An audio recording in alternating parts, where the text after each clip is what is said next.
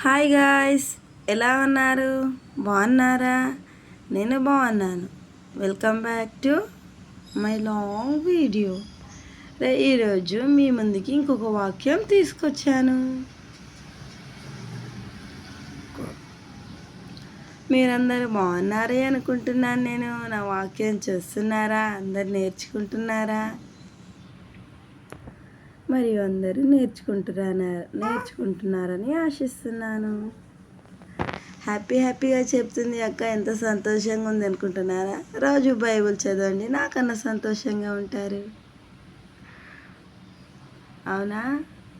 రోజు ఒక చిన్న వాక్యమే సరే బైబిల్ తీసి చదివినాక చూడండి, ఫ్రెష్ బ్రెయిన్, ఫ్రెష్ బ్రీత్ తీసుకుంటున్నట్టే ఉంటుంది. మనం ఇప్పుడే పుట్టామేమో, ఇప్పుడే అన్నట్టు ఉంటుంది తెలుసా. యేసయ్యతో కమ్యూనికేట్ కాకండి, చాలా హ్యాపీగా ఉంటారు. ఈరోజు దేవుని వాగ్దానము మీకు ఏమి ఇచ్చారంటే, నీ కృప నన్ను బలపరుచుతూ ఉన్నది. దేవుని కృప మనల్ని బలపరుచుతూ ఉన్నది అంట. అర్థమైందా మరి అందరికీ?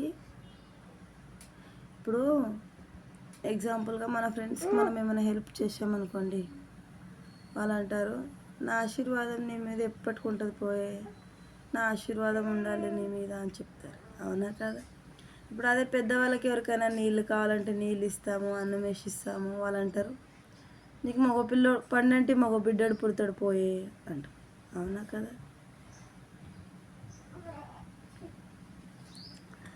మీకు అందరికీ అర్థమవుతున్నాయి అనుకుంటున్నాను. అవుతున్నాయా?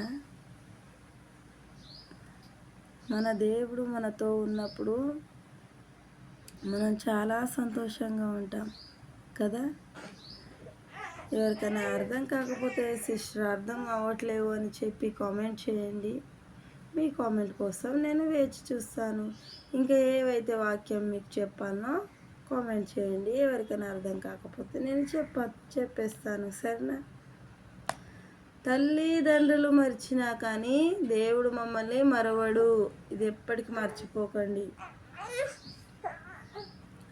తల్లిదండ్రులు మనల్ని పనిలో పడి మర్చిపోయినా కానీ దేవుడు నేను నిన్ను మరవను అని వాగ్దానం ఇచ్చారు మనకు. అవునా కదా? దారిలో వాక్యం ఉంటే వాక్యమే దేవుడు అయ్యాడు కదా. దారిలో వాక్యం ఉంటే వాక్యమే నేనని చెప్పాడు, నేనయ్యానని చెప్పాడు కదా.